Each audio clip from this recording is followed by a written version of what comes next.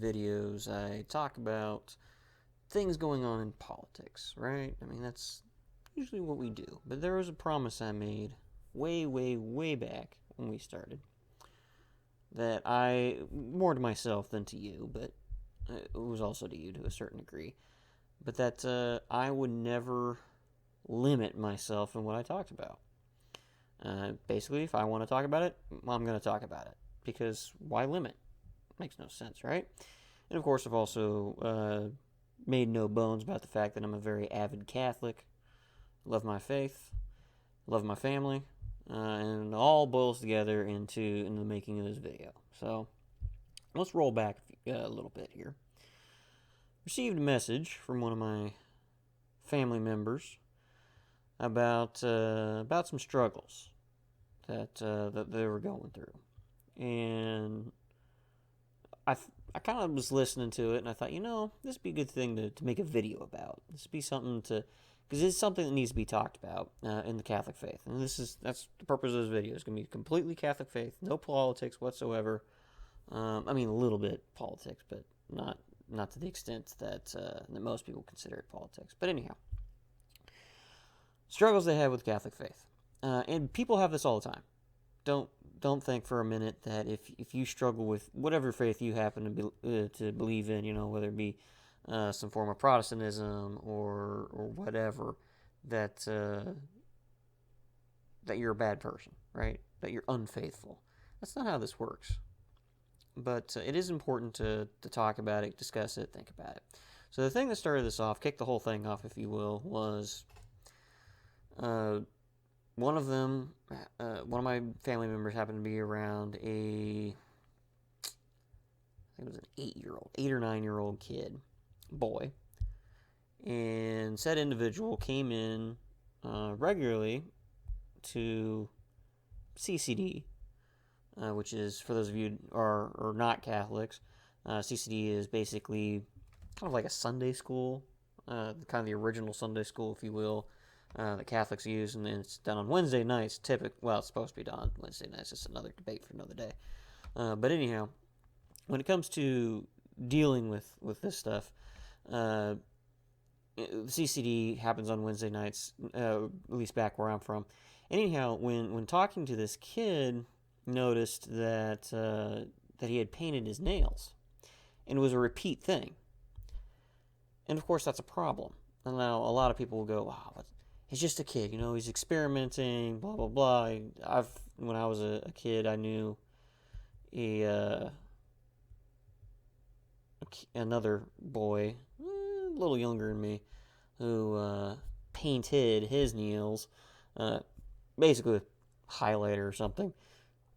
But it wasn't due to being thinking about transgenderism nonsense. It was just because he was being goofy and bored. But this kid, is doing it because that's what he wants. It makes him happy. And of course, the discussion was, Jesus wants me to be happy. This makes me happy. Therefore, this is something Jesus wants me to do. It's an interesting take, and using said logic, it makes plenty of sense. But as I've done plenty of times on this show, you have to use right logic. You have to use correct logic. You can't make good decisions with only having half the facts. So, as always, tear apart the discussion, tear apart the debate. Let's get down to brass tacks here. The first, of course, statement, which really is the only statement that needs worked on here for the most part, is that Jesus wants me to be happy. Now, my immediate response, well, I had two immediate responses. Dual brain here, if you will. One, my original kick in the seat response was simply kiss my Nolium boots, because I don't care about that. I don't care about, but this makes me happy. I'm a facts person. I'm not a feelings person. This is not something that anybody is surprised by. But going into the brass tacks of it, the argument itself is incorrect. Because, as I immediately pointed out, where does it say that, Jesus wants me to be happy? Now, a lot of people don't like that thought, right? A lot of people are like, but he does. You have to step back, right? Step out of yourself. Stop thinking about yourself for a minute and really look into it. And this will lead into the rest of the video. This is really the start of the whole thing. But a lot of people, uh, Protestant faith a little bit, but the Catholic faith primarily, have this issue with the Catholic faith about negativity. They have this idea about the church is very negative. We look at the world as this dark place, as this, basically we we we can't wait long enough to get out of here. We're ready to go. We don't want to be here. This place is terrible. Going to hell in a handbasket is a favorite phrase, right? And it's very negative. It's very disheartening, and it makes people resentful. Why would I want to live my life thinking these thoughts? Like I said before about where's it written that Jesus wants us to be happy? And I'm gonna go into all of these pieces. So the first part, like I said, is where is it written to be happy? There's a lot of things out there in the Catholic faith that's not written down per se in the Bible. A lot of things were developed over time, goes through what's referred to as the magisterium, which is this kind of big organization.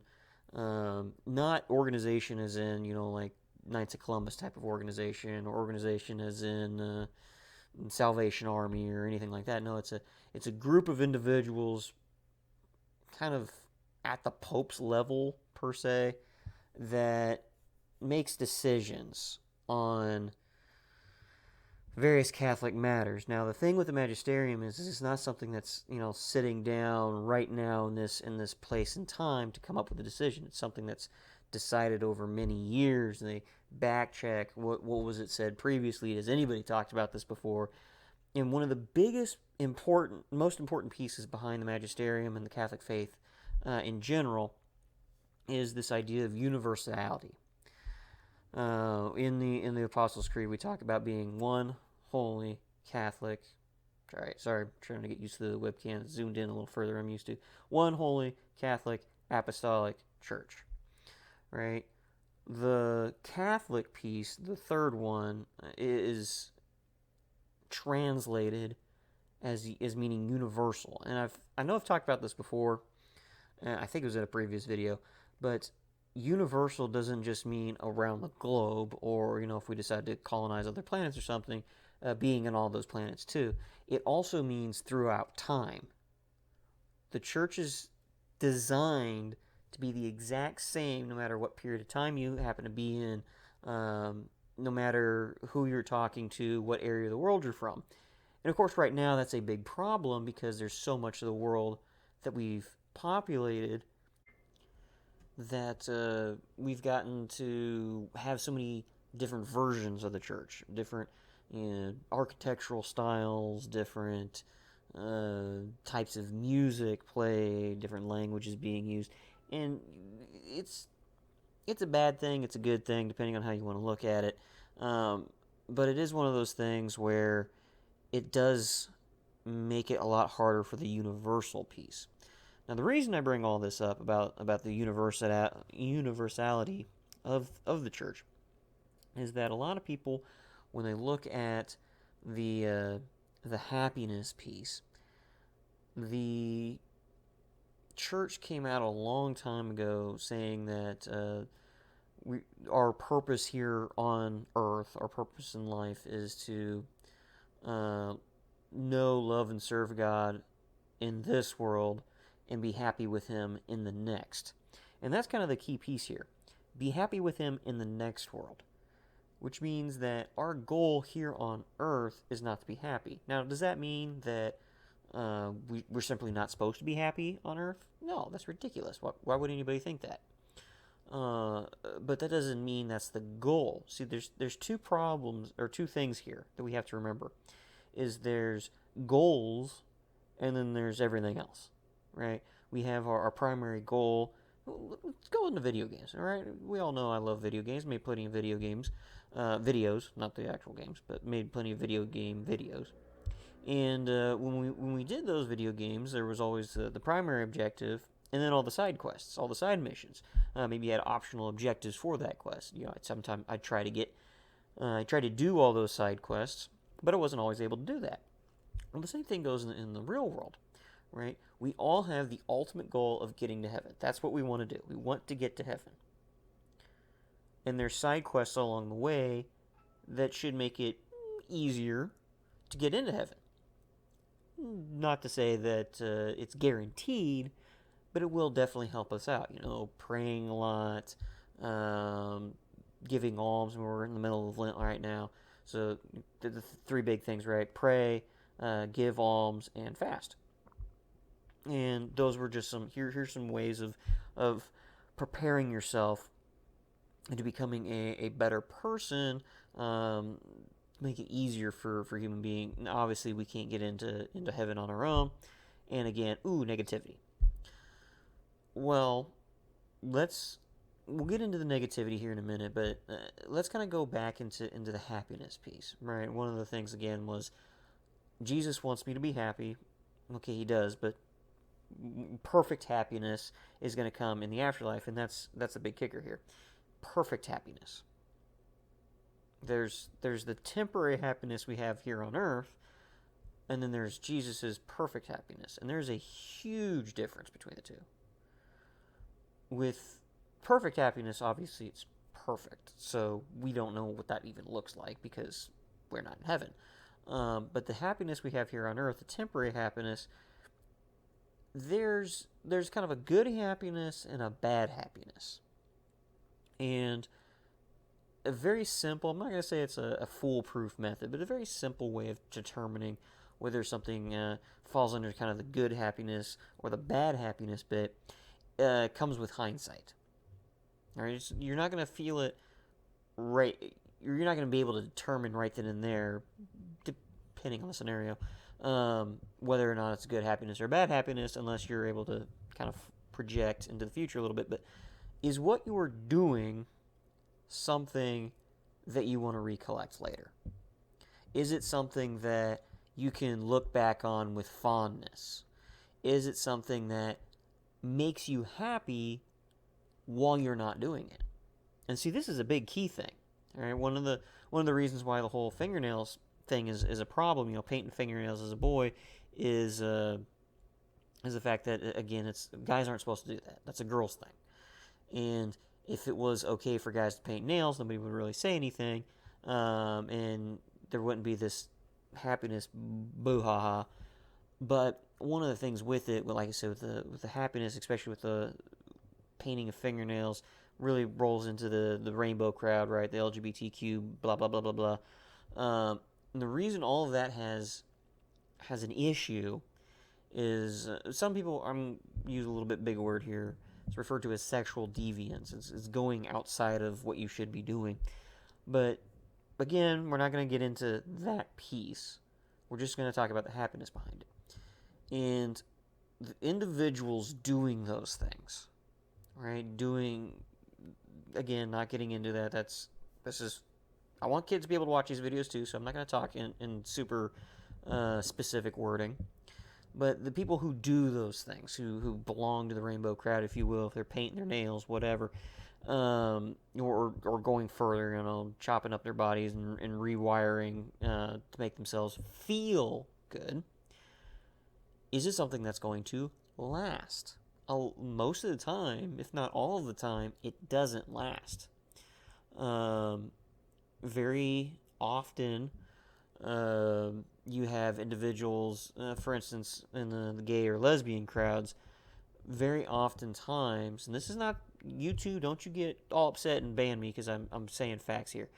It's research has shown that people with those types of leanings usually have more than one partner. With the transgender types, they typically need more, right? Over time, they're never quite satisfied. Something else needs to be added. More drugs, more surgeries, whatever. You have to. It's just You have to keep piling it on, and then we'll achieve happiness. Then we'll be happy. But they're never actually reaching happiness. In the moment, they might be happy, but then they'll be upset later. And the same thing is true for a lot of things we do in life, right? This cheeseburger is going to make me happy eating it. Hum, hum, hum. I ate the cheeseburger. I am happy. That'll last about 5-10 minutes. Maybe long enough to get us into a food coma, depending on how much burger we just ate. And then there's not really much to look back onto it. Now, is it saying that that burger's wrong? Is it wrong for us to have eaten a cheeseburger? No. But it's not true happiness. It's not perfect happiness. But there are some things that, no matter what, will always bring a smile to your face. Even when you're upset and cranky, it'll bring a smile to your face. Maybe your child's first word. Maybe the recollection of some incident as a child, or for your own kids if you're married and have kids. It's some kind of memory. I use kids, primarily because kids say the darndest things, right? They're goofy, they're crazy, and really they're wonderful. But if you go back into your memories, the things that you've done, how many of those can you say you're proud of? How many of those can you say with fondness, I would do that all over again? That was the greatest thing ever. It was so cool, going to meet such and such a person at such and such a time, going to this location, seeing the whatever, right? And going to see the mountains or going to see some monument or whatever. Those fill us with a happiness. It's not a perfect happiness, I grant you, but it's a good happiness, all right? Because it does fill us with happiness again and again and again. The cheeseburger fills us up with happiness. And in order to get that happiness back, we can't just think about that one time I ate a burger. I got to go eat that burger again to get that happiness. And that's kind of, depending on how you look at it, could be a neutral happiness or it could be a negative happiness, right? Because most people tell you eating burgers makes you fat. I disagree, but we're not talking about nutrition here. So there are certain things out there that even though they may bring us happiness, that doesn't make it a good happiness. Now, with those, like I said, there's kind of a neutral happiness and kind of a bad happiness, depending on how you look at it. There are certain things that we can enjoy that doesn't bring us to trouble. Doesn't get us in trouble, if you will. Doesn't bring us into a sinful life. Like I said, eating that one burger, probably not going to be a problem if you do it, say once a week. If you're somebody like me, you could probably eat a burger 2-3 times a day and burn it all off and everything's good. But if you're somebody that's not like me and you're eating 4 or 5 hamburgers a day and you never run, you never work out, then you get into what people like to refer to as fat phobia, right? But basically, you start getting fat. You start getting big. You start getting outside of what is good, which is, bad. And this is one of the things with the whole fat phobic nonsense, is about, well, I am happy being fat. Now, I've been working on, I gotta keep telling myself, I've had videos out here saying the same thing. I gotta finish that because I think that's gonna be my magnum opus, as they call it, masterpiece. But the more I learn, the more I want to add into it, and the more I gotta tweak it to perfection here, which is a good thing, right? It'll bring me happiness when it's finished.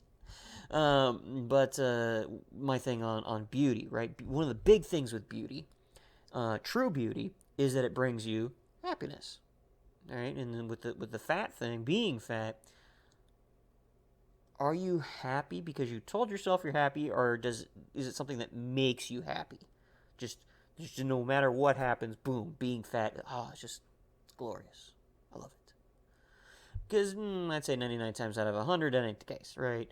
Being fat usually leads to other problems. You got all the health problems, really slow moving, heart problems, heavy breathing, whatever. And a lot of people say diabetes, but they haven't been able to prove that.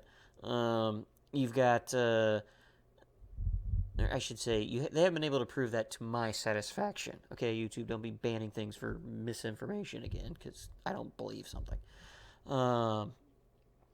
you've got the fact that now you take up 2 to 3 seats in the theater, trying to those things I saw somewhere is we need to start making seats that people can fit in. Why are we making these seats so dang small? And it's like, seat hasn't changed any, buddy. You got bigger. I say that with one exception. I do believe airport seats have gotten smaller because I know I haven't gotten that much bigger since I started flying on airplanes, and I swear those things keep getting smaller. At least foot space wise, not so much width wise. I think that's been the same, but foot space wise, I think they're just trying to cram in more seats. Like, come on, give me some leg room here. I ain't tall, but even I'm feeling cramped. Uh, Anyhow, like I said, it does lead to problems. You might tell yourself you're happy. You might think that you're happy, but that doesn't actually make you happy because you can't look back on that thought of being happy while you were fat. For instance, I can tell you this with certainty that there's definitely women out there who have gotten, and I'm not saying it's evil to be fat. Don't misunderstand me. All right, this is something that's kind of a big thing. A lot of people have this. I'm straight up. You guys should know, very black and white. There's good. There's bad. There's right. There's wrong. I'm big on that. I don't do this gray area thing. But when it comes to certain things in life, I won't go with a gray area, but I'm okay with neutral. I can work with neutral. I don't like neutral, but I can work with it. And one of the things, like I said, with the whole fat thing, is the fact that simply there are cases, scenarios where you don't have any control over it. Now, it's not the big bone thing like some people have. I know there are various disorders out there that just make you, for whatever reason, put on more weight. There's drugs out there that do the same, right? They're supposed to be treating one thing, but for whatever reason, they're having your body do some really weird, jacked up nonsense. And that's why I make allowances for that, right? We have to, because we don't understand things perfectly. We don't understand what necessarily always makes you fat. Like I said, for somebody like me, I can eat ridiculous amounts of food. The stuff that people looking at it would get fat. I can eat it and lose weight, but that's because of me, right? That's because how my body is designed, how my body is does its thing, configured, if you will. Not everybody's like that. So it's not. That's why I throw stuff like that into a neutral, because for some people it's good, for some people it's bad, depending on the scenario. Absolute goods are going to be things that's good for everybody. It doesn't matter the scenario, and of course, absolute bads is bad for everybody, no matter what the scenario is. So getting back into the fingernails thing, how is it let's go into good, bad, or neutral for guys with fingernails, painted fingernails. Not, I mean, obviously I've got fingernails. But with painted fingernails, is it a good thing, is it a bad thing, or is it a neutral thing? Well, I can tell you with absolute certainty it's not a good thing. It does not fall under the category of good, because it's not something that you can look back on in life and say, I love the time I had my fingernails painted. Now, this is going to be true across all genders, which, there's only two, but both genders. All ranges of life, doesn't matter. There's at no point where fingernail painting, polish, whatever, is going to bring you good happiness. Which leaves us with two: neutral happiness or bad happiness. Is it ever bad for any human being to wear fingernail polish? Well, you put paint on your nail, now it looks different.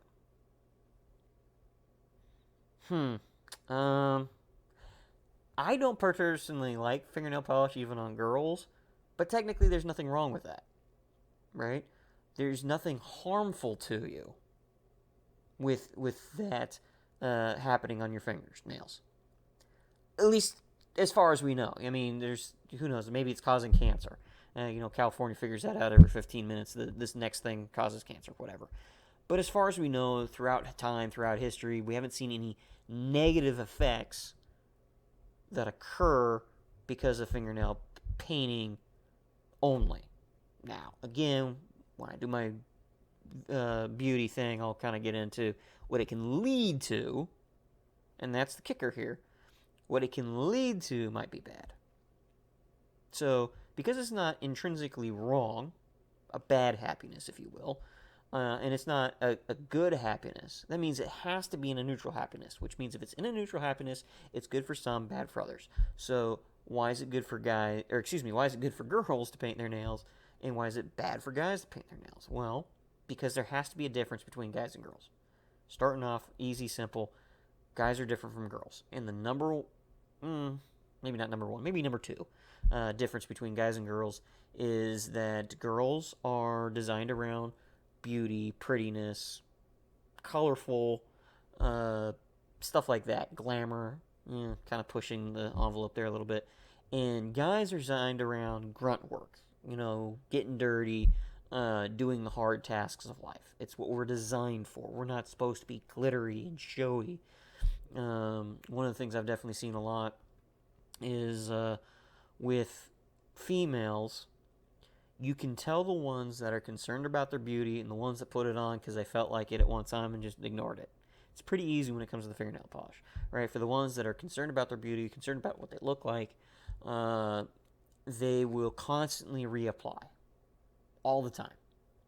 They constantly reapply, and their fingernails either never change as far as, fading or chipping or whatever, or they're constantly changing in the sense of, well, today it's purple, tomorrow it's red, and the next day it's green. I don't know. So you have that type, and then you have the type of kind of, you put it on, maybe it's for a date or something, maybe you're going to church, I don't know. They put it on and then they just let it sit there, and nature gets rid of it. All right, starts to chip, starts to fade, starts to peel. Maybe they'll help it along a little bit. It looks nasty. And eventually, it looks so bad that they, break out the fingernail polish remover and just rub that thing off and call it a day. All right. Again, for girls doing the beauty thing, because girls are supposed to be beautiful, cool. Works, I guess. Like I said, we'll get into brass tacks on that later. Guys, on the other hand, like I said, that's not what we're supposed to be doing, right? Our fingers are supposed to be about 3 feet deep into grease, into a motor. Maybe we're doing woodwork on the battlefields, covered in mud and blood and guts and gore, right? There's no time for stuff like that. It's not what we're designed for. So that again, the case of guy girl. But again, we're not getting into the debate of beauty. That's a different topic for a different time. But when you look at something like that, girls are beautiful, guys are not. I'm not going to go with ugly.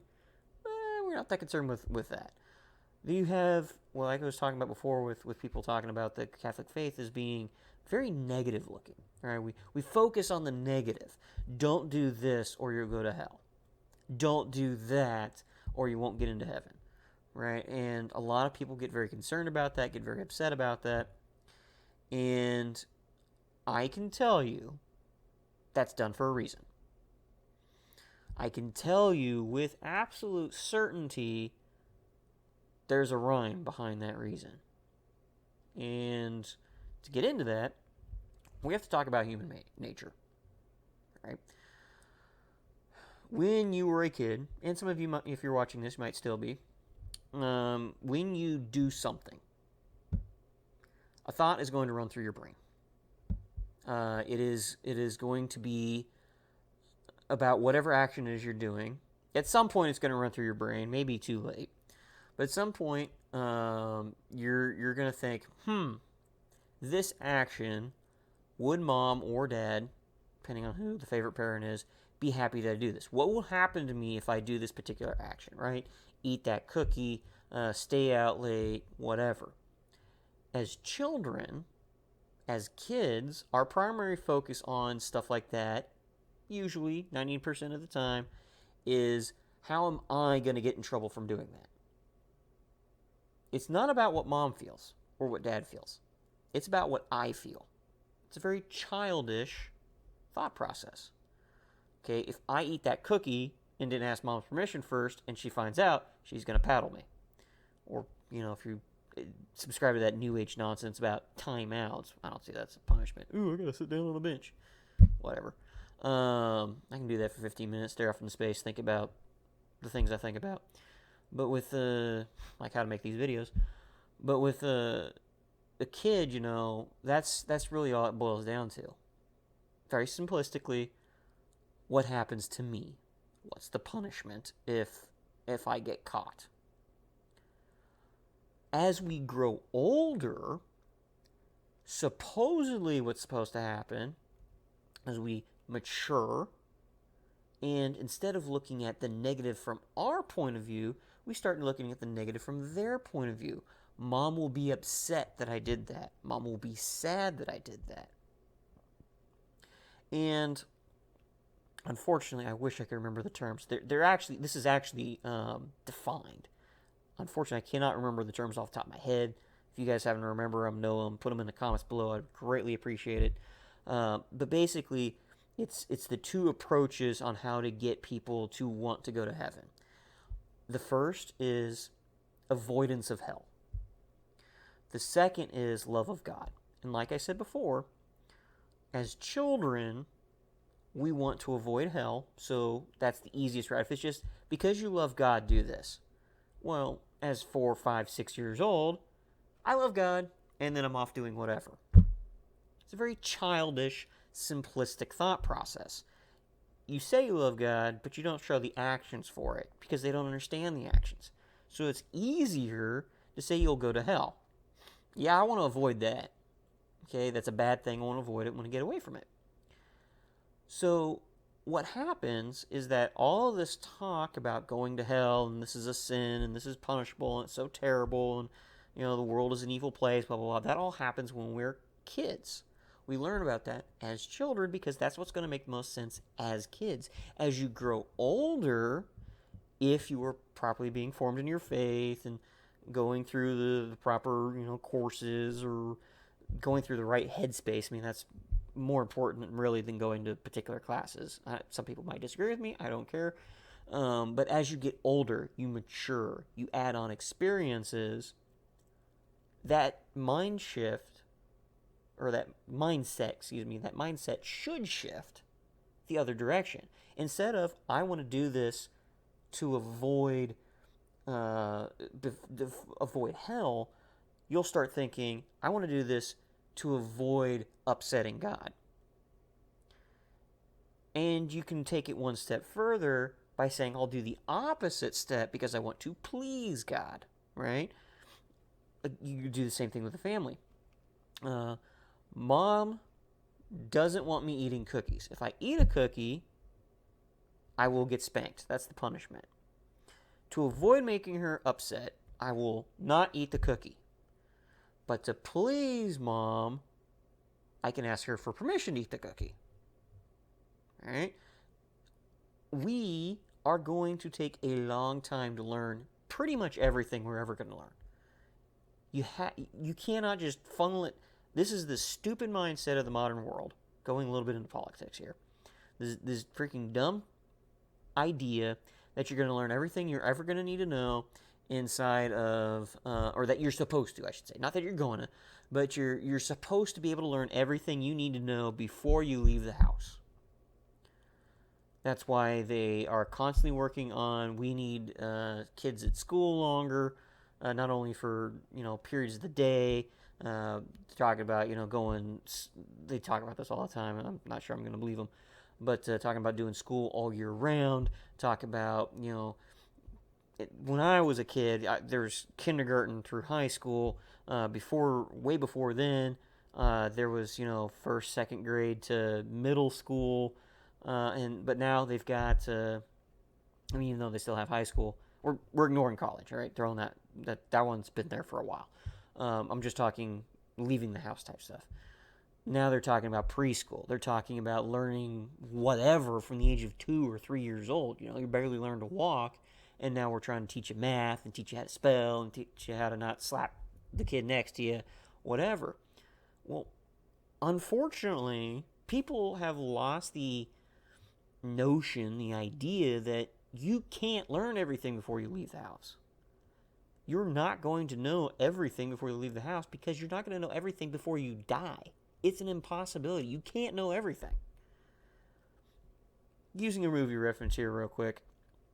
Um, I know a lot of people who are like, oh, they're gonna just have convulsions that I'm even bringing this movie up, but it makes a great point um, to a certain extent, depending on how you look at it. Uh, Indiana Jones and the Kingdom of the Crystal Skull. I know a lot of people are like, oh, that movie is so dumb. Oh, it's just whoop-de freaking do. It's an Indiana Jones movie, for crying out loud. None of them had, a ton of research done into them. Let's just face facts here. But one of the things that was I found to be interesting about it is the main bad guy, well, gal. Her goal, the reason she wants to infiltrate the kingdom of the Crystal Skull, put the thing back in its place, is so that she can ask the great alien beings, ooh ah, probably some false god worship nonsense. But anyhow, she wants to get the knowledge of the universe. That's what she requests, and they're like, okay, cool, we'll grant that to you. That's what you wanted. And as they always say, be careful what you wish for, because you just might get it. And she's getting her head filled in with all the knowledge of the entire universe, and she dies. She can't handle it. It's too much.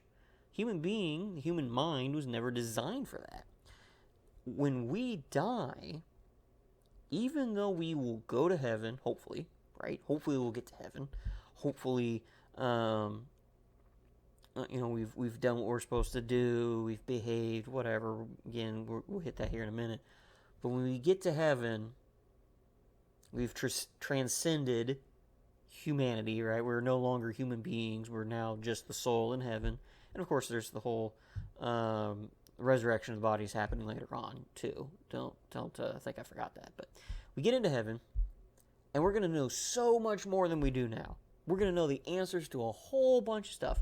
That's the reason why. Oh, now I understand. But even at that point, we will still not be omniscient.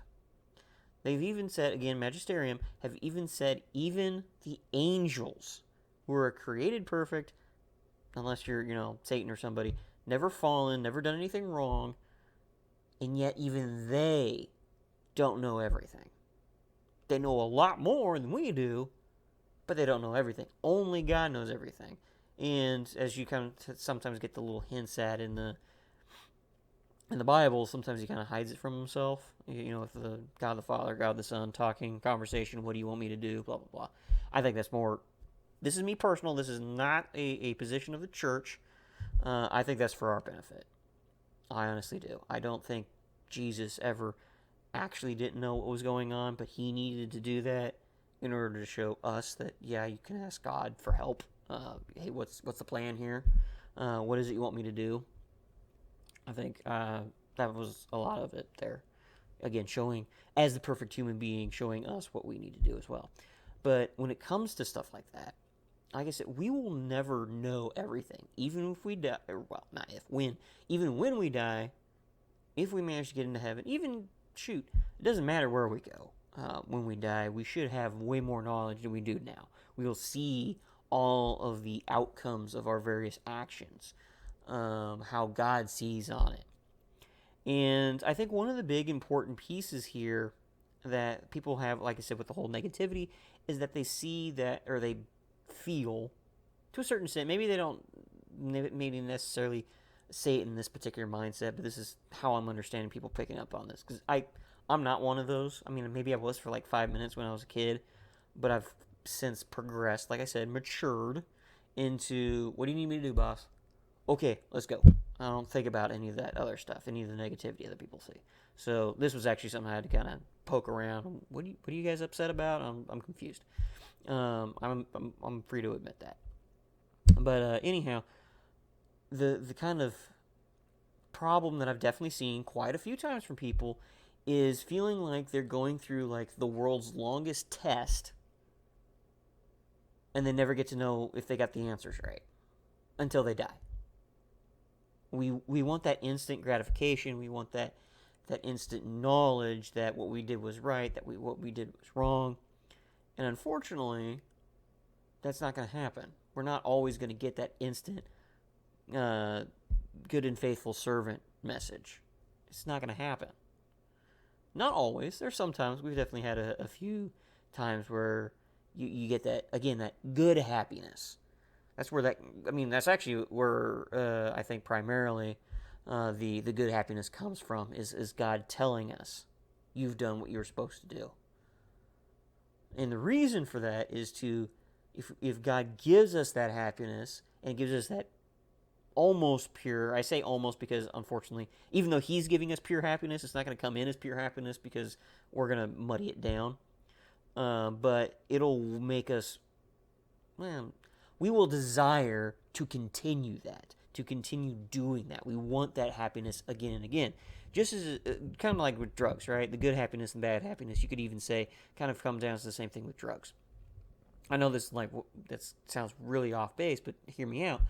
With drugs, the reason people take drugs, they get to this feeling, right? We refer to it as a high, and we want more of it. So in order to get back to that place, we need to go back and do that thing again, right? To take that drug. Unfortunately, when we do a bad thing, like drugs, we have to do more and more to get to the same level of high. But with a good thing, a good happiness, right? Bad happiness is from drugs. A good happiness, on the other hand, we can do the exact same thing and still feel the same level of happiness. It doesn't diminish because we've done it 50,000 times. In fact, there have definitely been a few people, probably a lot of people, that have even said doing the same thing over and over and over again actually makes the happiness expand. It gets even better the more times you do it, which I think is just cool. But again, that's what I'm talking about, is that good happiness comes from doing what is right. God tells you, good boy, good girl, you did what I wanted you to do. Here, this makes you feel good. Yeah, I want to do it again, right? And, it's kind of, they refer to it, stick and carrot. Stick, that would be that whole, again, hell thing, but the carrot, I mean, heaven too, that's great. But in the short term, you get that joy, that real happiness, that almost perfect happiness. We won't get perfect happiness again. Like I said before, we won't get that perfect happiness until we get to heaven. But we're at least getting there, right? We're moving one step forward. Now, like I said before, I was going to get into the negativity piece. The negative part, like I said, is all about helping us as children understand why we shouldn't do something. But it's supposed to progress. You're supposed to get to wanting to do something because it makes God happy. Unfortunately, with the modern world, this part was forgotten. Unfortunately, you had too many people obsessing over the bad, over the negativity, that they forgot the positivity. There's actually a program. It wasn't for Catholics. I think it was high schoolers. I know it involved prisoners. It was a program referred to as Scared Straight. And basically it was this idea of, you take these, I think they're adolescents. This is going pure off of memory, so I might have things slightly wrong here. I'm sure somebody will correct me if they happen to know better about the program. But as I recall, because I don't think it even exists anymore, unfortunately. I think it should come back if it did die, and if it didn't die, it needs to grow. The idea was, behind the Scared Straight program, is you would have these kids, maybe just everybody, but I think primarily it was focused on kids already in trouble, your delinquent kids, your juvenile delinquents, what they refer to them as. And basically, you take them and you take them to a place when they see what the negative actions or the negative reactions actually are going to be if they continue on this path, right? You see that like for instance, if you're taking drugs, well, right now everything feels good, but here's all these pictures of all these people who've taken the same drugs for years and years and years, and now they look ugly, they're falling apart, they got all these health problems. Maybe you have them run through a day in the life in a prison, or maybe a week in the life of living in a prison. Whatever. The idea was, we have to go to this negative, I think they refer to it as negative reinforcement. But use this negative piece because the positive piece, they're not mature enough to understand. And unfortunately, like I said, with the modern world, is we forget that there is a certain level of maturity that's supposed to happen before you get all of the pieces to the puzzle. As you mature, they should already start filling in on their own, but of course, doesn't always happen, right? We're all fallen human beings. Sometimes we need a little help. But the idea is that yes, God tells us lots of times in the Bible, this is what's wrong with the world. This is what's bad in the world. But it's not simply a avoidance tactic, although it is definitely that as well. But it's also, here's what you need to focus on to fix. All right. So, like I was saying earlier, it's Lent right now. We've got the three things we're supposed to do during Lent. We've got fast, pray, give alms. And when Jesus talks about those three, he says, "Don't do this, do this." So, with praying, don't pray like the hypocrites. He always uses hypocrites for this. Don't pray like the hypocrites, where you're out in the middle of the public and you're saying all these things in a really loud voice and everybody can hear you praying. Don't do that. Do this. I want you to pray, close the door, go into your inner room, close the door, and pray to your Father in secret, and your Father who sees in secret will hear your prayer and respond accordingly. I know I'm getting that off. Don't hurt me here. Don't hate me here, I should say. But he gives you, don't do this, do this. Because remember, don't get offended by this, but in the eyes of God, we're all children, right? We were constantly referred to as the children of God. At that time, when Jesus was on the earth, nobody had that level of understanding. They couldn't. How could they? They've been being led astray, either on accident or on purpose, by lots of people for a long time. Jesus had to lay the groundwork. He had to put down a new foundation to rebuild. I mean, he created the Jewish nation to a certain extent, and when that started to crumble in on itself, okay, I'm going to make my own church. The Jews were already following me, but I got to create my own church, and we're going to lay the framework. We're going to lay the foundation. We have to make this right the first time. So in order to do that, again, because we start, everybody here, everybody's watching this started off as a kid. You started off as a baby in your mom's womb, and you grew up, and you grew older. Some of you are still kids, some of you are adults now, but we all started as kids. So let's start where everybody starts, as kids. Cool, we're going to have this at a very childlike level. And Jesus made references all the time, bring the little children to me. He's very, very big on kids. He loves kids. Because I refer to the little kids as innocents, which is why when I first heard about this 9-year-old kid running around with painted nails, I wanted to freaking beat down somebody's door, kick their teeth in for harming an innocent. That's what I think of kids as innocents. And with a T, not a C. So innocent multiple times. Innocence as being adjective. Yeah, I think that's an adjective. Maybe it's an adverb, but I think it's an adjective. Anyhow, grammar. With our knowledge base at the time of the Bible being written, we weren't to that maturity level where we could necessarily see, instead of avoidance, that was all we could see. Backtrack here before I confuse myself just speaking. We could only see the negatives. That was all we were able to understand. The reason that this idea of God loves me, smiles and rainbows, basically the Protestant thing, why they do that is because they don't like all the negativity the Catholic Church has been doing, because they don't see the evolution of what's supposed to occur. Again, due to our fallen nature, we didn't necessarily always push that. And I'm not just saying recently either. I mean, this happened over and over and over and over again. That's why you have the great saints out there freaking kicking teeth in. It's like, stop, right? Stop doing that. You're doing it wrong. We're always going to goof up. Always.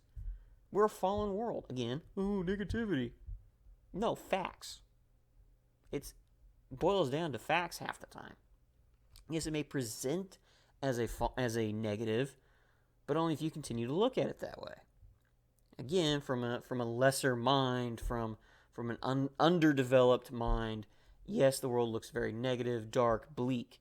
However, however, if you mature and grow and learn, you can start seeing positivity. It may take years, it may take decades, but you have to have the desire to reach that point. You have to want to learn why. You have to you go through all the reasoning, all the logic, and all the emotions. All right, that's one of the big things. Is I talk about this all the time. Right, there's logic and there's emotion, and a lot of times people confuse the two. There's like this huge separation between the two. Unfortunately, a lot of times you've some we'll go with a little bit politics back here. You've got libertarians that are like almost like 100% logic based, and or even we'll throw the conservatives in there too. Very very much logical, and then you've got the liberals who are very much emotional, right? And the two don't seem to marry up, right? They seem to be opposites, but what we don't understand is we're actually supposed to have balance between the two. You're supposed to have both logic and emotion. If you weren't, God wouldn't have given it to you, right? He created us as perfect human beings. We screwed that up, right? Adam and Eve screwed that up with original sin. So originally, when we're younger, smaller, less developed, we're going to see the negatives. It's easier to see those negatives.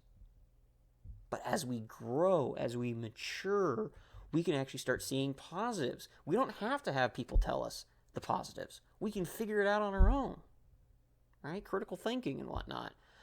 For instance, Jesus says you will always receive pain because you are in the world but not of it, right? The whole Beatitudes talks about that a lot. And, he says we're going to be in pain our whole lives. Oh, that's just terrible. Why would I want to follow something like that? Well, there's a few things that we get pain over, but we're glad we did. Right? Going back to eating fatty food. Hump, hump, hump. I'm fat. I feel bad. I need to work out. I need to start lifting some weights. I need to start running. It hurts to do those things, but we feel good about it. Childbirth. From what I hear, of course, I can never experience this because I'm a dude. But one of the things with that is, from again, what I hear is one of the most painful experiences a mother will ever go through. Apparently, even for the kid, right? It's supposed to be one of the most painful experiences. There's some study a long time ago saying that the reason that people's memories are so bad, like they can't remember their births, is because if they did, they would basically die from the sheer amount of pain they went through being born. I don't know how anybody could possibly figure that one out. I would love to see them science that one and show me the proof on that. But interesting story. But regardless, like I said, they've said that giving birth, and the giving birth thing, I think they could totally figure that one out. I think they can. I think there's a scientific way of doing that. So that one I'm more likely to believe. But regardless, giving birth is supposed to be one of the most painful things ever. And yet mothers do it all the time. Why? Because they want more kids. They love their kid. They're willing to go through the pain of giving birth to them so they can finally see their kid that's been growing in their womb for the past 9 months. Hey, Johnny, woohoo! Nice to meet you. All right. And maybe they went through some pain through the pregnancy, right? And of course, they're going to have some pain after the kid is born. Not just physical pain, but like, oh my gosh, this kid is so stupid. Right? Like, the kid drives me nuts. He's up all hours of the night, whatever, doing stupid things. But we still love them. All right? We still care about them. We won't, if you're a good mom, all right? Again, fallen nature, we may sin. Good moms will never regret having their kids. Ever. It's truth. They won't regret it. No matter how much pain those kids cause them, the good of having the kid outweighs the bad the kid may do. And now that's just true 100% no matter what. But whether or not the mom agrees with it is another story. But regardless of that, that's one of those things where, again, as a kid, you're only going to see the pain of childbirth. You will never understand the joy that comes with it. As a kid, we will only understand the pain of working out, not the joy that comes from it. Of being fit, of being able to knock over small buildings with a wave of our hands. What? Okay, obviously that ain't gonna happen unless you're like the Hulk or something. But as a kid, you're not gonna understand that, which is why it's a parent's job to tell little Johnny, little Jane, no. I know you feel this way, but it's not a good feel. You're not going to see that pleasure, that happiness continue. There's reasons why we tell you to avoid this. For instance, one of my favorite things on that is the hot stove scenario, right? You tell a kid like 50 times, don't touch the hot stove. Why does a small child want to touch the stove? Why? To us as adults, we can't understand this. It's going to hurt you. I've told you 15 times it's going to hurt you, and yet you still want to touch the hot stove. Why? Because it's a kid. Kids want to do things. They think, first off, mom's crazy, but second off, that, nah, it won't actually hurt me. Nah. I think for some of them, really boils down to pretty light. Ooh, pretty light, shiny. Or there's the other one too. I find very interesting is wanting to be grown up, right? They want to feel that they're older, that they've aged, that they've matured. And mom's touching the hot stove, so I want to touch the hot stove because I want to be like mom. Oh, that's very nice. Except I'm not touching the hot surface. The kid can't understand that at this point. And excuse me for that. Something's making noise here. Fix that real quick. But with our childlike mindsets, we won't understand that right away. But as we get older, if we don't ever touch the hot stove, we will never have to touch the hot stove because we will know that hurts, that causes pain. We may not know exactly what that pain feels like, but we'll understand mom's trying to keep us safe. And we accept it. And eventually, we'll learn, well, we're not going to touch the hot stove because it'll make mom happy, right? Happy she doesn't have to run us to the ER after we just torched off half our hand. These are, again, we have to accept the fact that we need to grow. We have to accept the fact that we're not going to have all the knowledge, all the answers, really at any age. I mean, shoot. I have to teach people older than me all the time on various things I think are fairly basic. But we always learn. We're always going to learn. It's very important to remember we're always learning. So, yes, the Catholic Church may come off as very negative, as very down, with very depressed, I guess you could say. It can make people resentful of why would I want to belong to something that makes me feel bad all the time? But it's not what it's designed for. It's not designed to make you upset. It's designed to protect you from the bad things. And to finish this off, I'm going to tell a little story. I thought this was a great story. I think I might have recorded it once before. I don't remember. And it's not like a real life story. It's just something that somebody came up with. I'm going to tweak it just a little bit here to fit the video. But basically, it's kind of like a word video, if you will, word story, a mental story, where think of a field, big field where kids can play on, and they're playing whatever sport. Pick your sport, pick lacrosse, soccer, football, baseball, something that's got a lot of running around going on in it, something that's got a lot of moving parts. If you have this field where kids can play, just run around, be crazy, you don't even have to have a sport. If you don't want to have a sport, don't have a sport, whatever. It's a big open field, kids running around, be crazy, life's grand, right? It's the essence of childhood. But what if this field was on the edge of a cliff?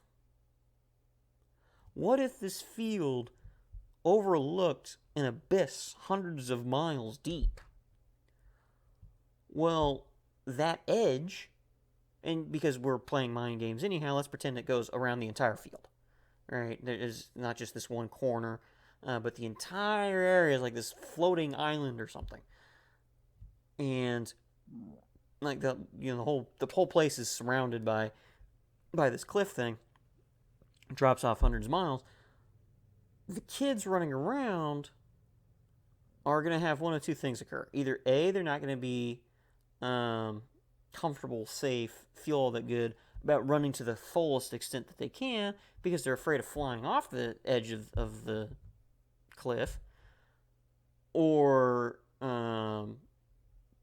they won't feel all that scared about it. They'll run at maximum firepower and will go flying off the edge of the cliff. Regardless, they're either afraid of running off the cliff or they will run off the cliff. It's going to happen.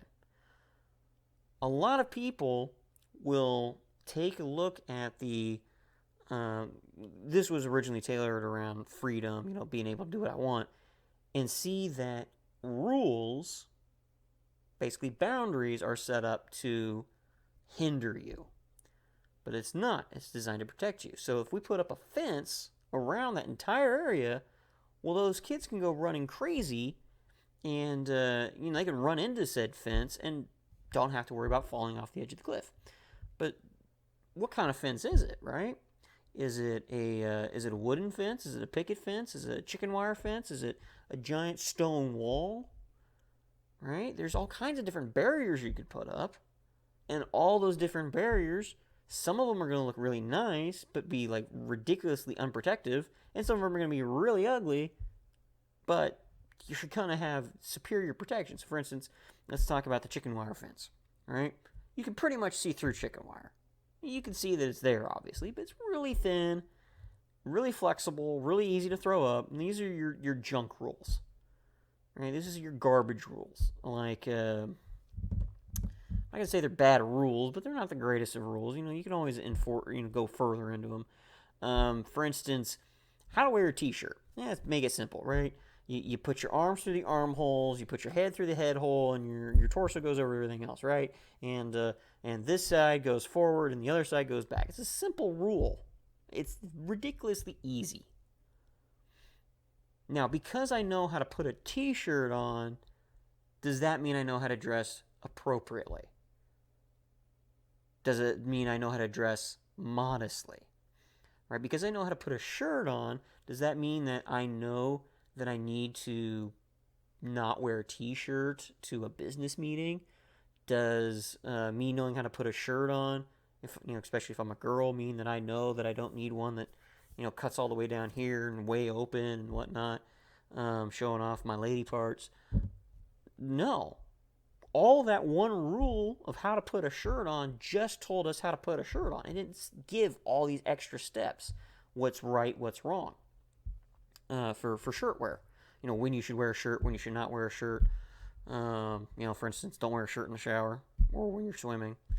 But anyhow, there needs to be more to it. So the chicken wire is just telling you how to wear a shirt. It does some protection, but it doesn't do a great amount of protection. White picket fence, right? The American dream. That looks great. It looks really, really good. But depending on how well those foundations went in, if a kid goes, it might be able to stop a few kids from flying off the edge. But if they're bigger kids, faster kids, whatever, they may still manage to punch right through that fence. So these are your moderate rules, right? Don't walk out into the street. Learning how to drive on the other side of the street type stuff. Maybe going back into the t-shirt wearing, teaching people to wear this type of shirt for businesses, where if you're a girl, wear something that covers up your lady parts.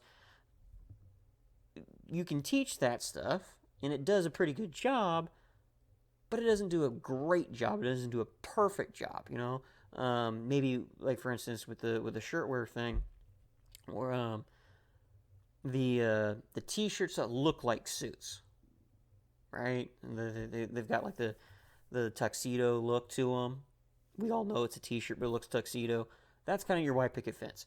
The shirts, the dresses that cover everything technically, but they're kind of see-through. They hide, they do their job, but they still give some. They still leave some a little. They leave more to the imagination than your fairly open shirt, but not enough, right? Still considered being modest. So it's good. It's a step in the right direction. We need a little bit more. Then you have the giant imposing brick wall, right? You have this great big wall. There's no way, no matter how fast the kid is running, that they're not going to go through the wall. They're not going to knock the wall over, but it's big and scary, right?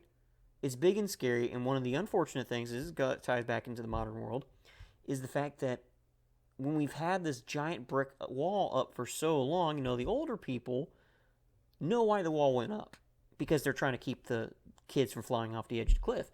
But the younger people who don't know what's on the other side of that wall, don't understand that there's this giant cliff going off into the abyss, don't understand that. So they want to tear the wall down because they want to see what's on the other side. What's the big deal? Right? And the giant brick wall, of course, is the proper, the good rules, right? Dressing actually in a suit when you go to a business meeting, dressing modestly.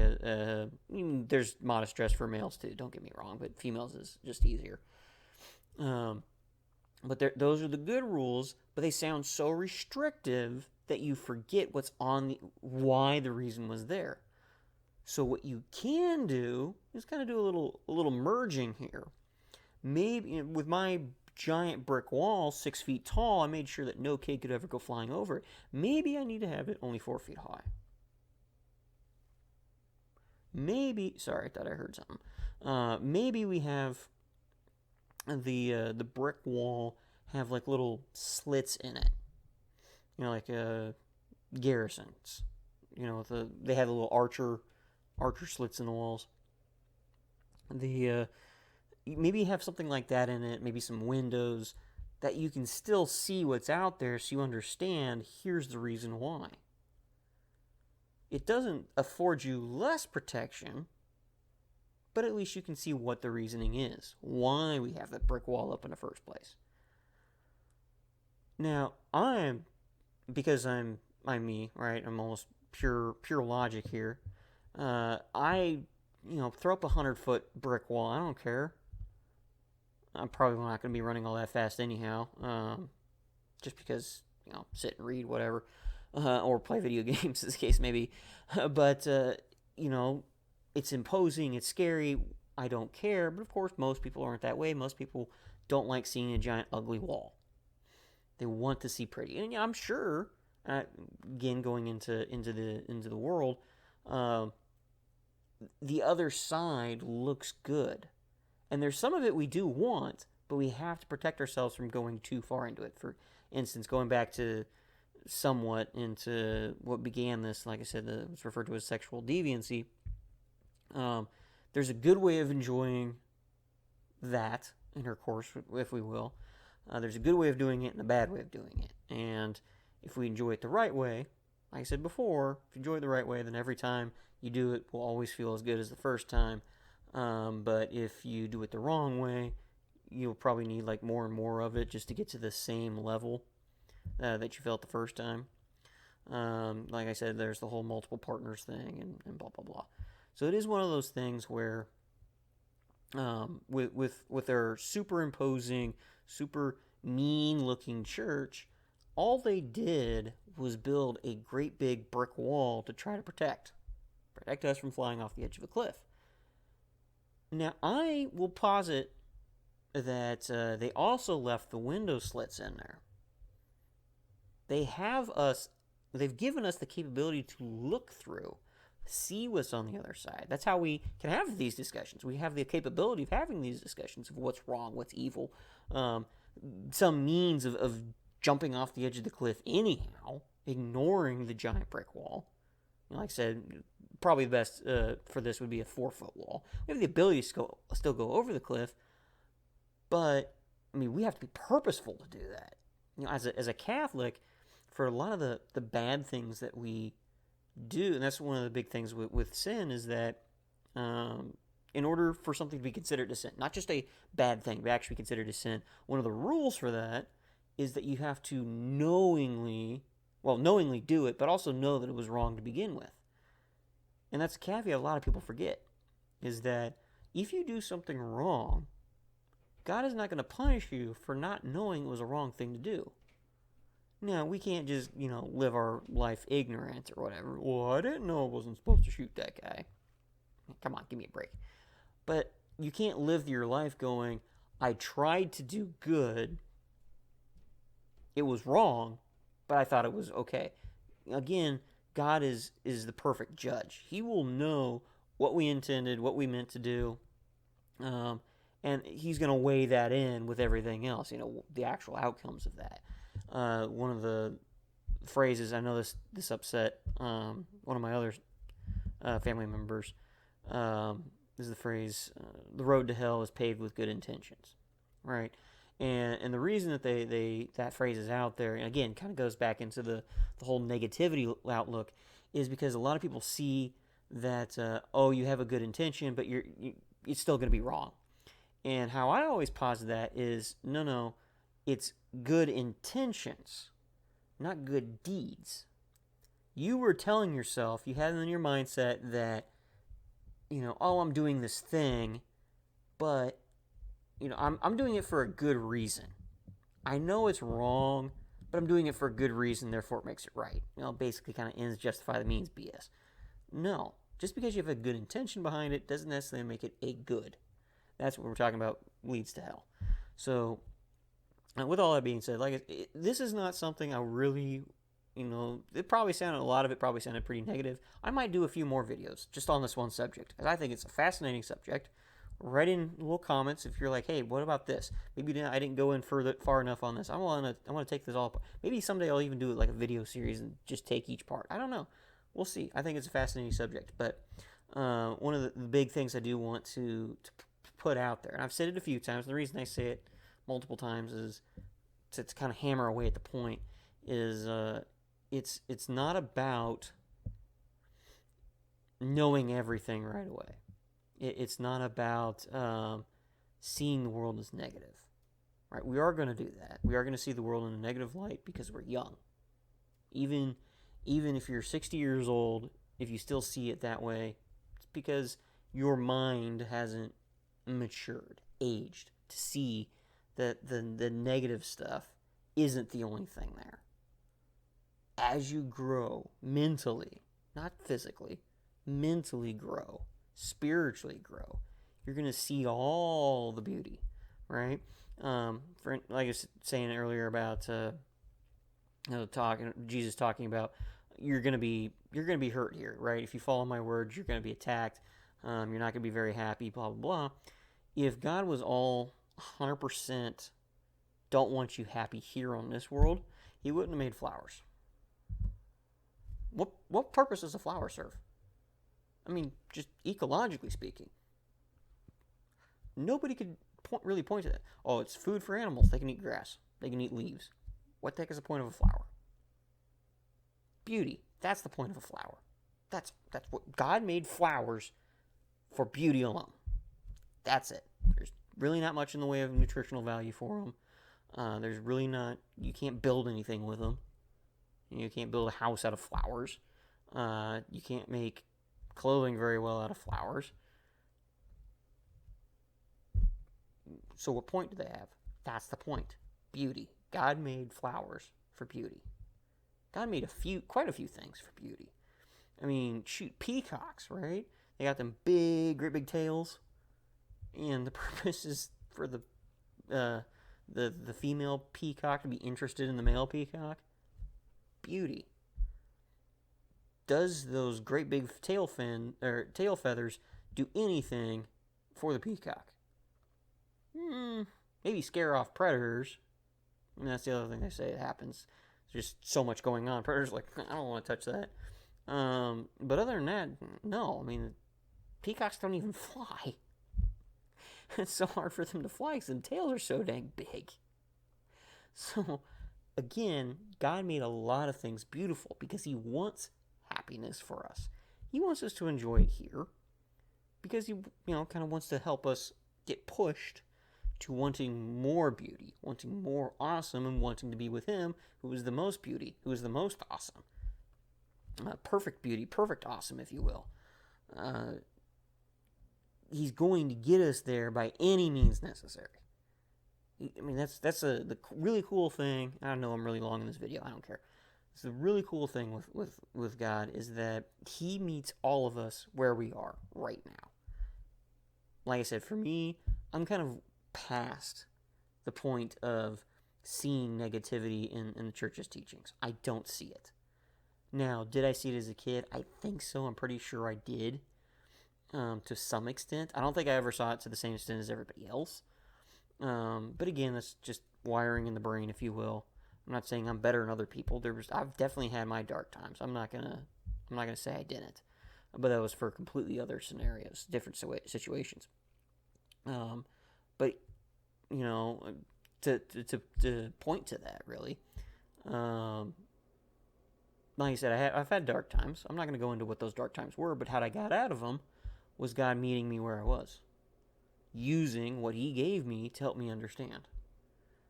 Basically, like I said, I'm a highly logical person, so he gave me logic to figure out why I was feeling the way I was, why I was in this dark place that I was, and how to get out of it. How to see the beauty. I mean, shoot, that's what's happening right now. Again, I think it's just totally awesome. Is the fact that, like I said before, me and beauty don't really mix, right? I don't get it, don't understand it. I don't have like the feelings everybody else does for beauty, but I'm getting there. I'm working on it. I'm using the logic God gave me because he's meeting me. He's he's pointing this guy and that gal and whomever else. He's putting them into my path so I can experience the beauty. Now, it may never get to the perfect point until I get to heaven, if I get to heaven, right? I might not ever experience it to the same point that everybody else does, but he's meeting me where I am, meeting me at my fallenness and saying, here's some help. I'm not forcing you, but if you want it, it's right there for you. Go ahead and take it. And that's just cool. I think that's awesome. That's why I don't really see the negativity, because I've seen the beauty. I've seen around the edges. I'm not having to look the darkness in the face anymore. I mean, I still see it, don't get me wrong. I mean, that's what I'm designed for. I'm designed, freaking put, when evil rears its ugly head, it's my job to put it back down. And so I'm going to see the darkness, but it doesn't mean I can't see where the darkness ends. Absolutely. I look for, I try to anyhow, and obviously not always successful, but I try to find the beauty. Maybe it's on my own terms, but I do see around it. I do see the good. Like I said, with all the people I've met, there have definitely been some people that have run things the wrong way, pushed me into a direction I shouldn't go. But there have been other people that have pushed me the right way. Again, probably wasn't intentional. They probably weren't trying to. Either one wasn't intentionally leading me down a right road or a wrong road, but it happened. But this wasn't something that happened right away. Shoot, I was probably about 25 years old before it really started to settle in. I mean, even though I wasn't necessarily seeing church in a negative light, I wasn't seeing it in a positive one either. I'm not saying I was... How do I explain this? I didn't see what my purpose was. We'll go with that. Didn't see what my purpose was. Didn't know why I was here. Didn't know why I was broken. Why I acted and thought so differently from everybody else. I didn't understand it. And over time, I'm not saying, 25, boom, now I magically understand better. Over time, it was right about that time frame where it finally started to settle in, finally started to click what it was that God was pushing me towards. And then I could see the beauty. And then I could see the positivity. And then I could see the things that were uplifting as opposed to depressing. Things that brought me happiness instead of depression. Now, does that mean it happens all the time? Heck no. I'm still going to go back to the darkness. It happens, unfortunately. Especially when you deal with darkness, it leaves its mark behind, right? You can't dig around in the mud without getting dirty. It's just an impossible task, and we are all called to do that from time to time. Is get ourselves into the darkness to either knock it back or pull someone else out of it. It's just an unfortunate circumstance. But like I said, if you guys have your own thoughts on it, absolutely leave your comments behind. Leave them below there. If you like the video, go ahead and give it that thumbs up.